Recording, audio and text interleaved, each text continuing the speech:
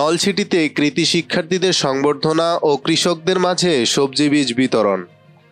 ঝালকাঠির নলছিটিতে শনিবার ২৮ ডিসেম্বর বিকাল ৩টায় উপজেলা পরিষদ অডিটোরিয়ামে অরাজনৈতিক সামাজিক সংগঠন নলছিটি সোশ্যাল ওয়েলফেয়ার অ্যাসোসিয়েশনের আয়োজনে কৃতি শিক্ষার্থীদের সংবর্ধনা ও কৃষকদের মাঝে সবজি বীজ বিতরণ করা হয়েছে।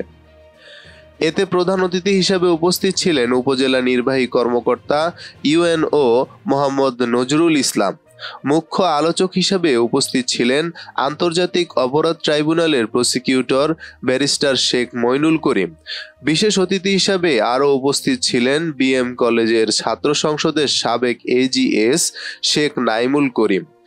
বিশেষ অতিথি হিসেবে উপস্থিত ছিলেন নলছিটি ডিগ্রি কলেজের সাবেক অধ্যাপক শামসুল আলম খান বাহার।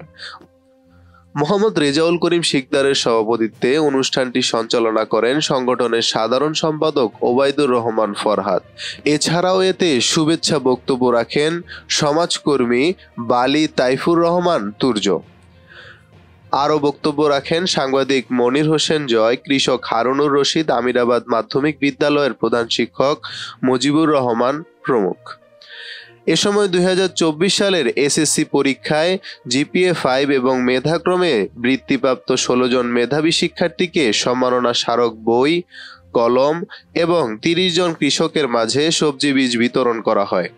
অনুষ্ঠানে আরও উপস্থিত ছিলেন উপজেলার বিভিন্ন শিক্ষা প্রতিষ্ঠানের শিক্ষকগণ এবং শিক্ষার্থী, অভিভাবক সহ স্থানীয় গণ্যমান্য ব্যক্তিবর্গ।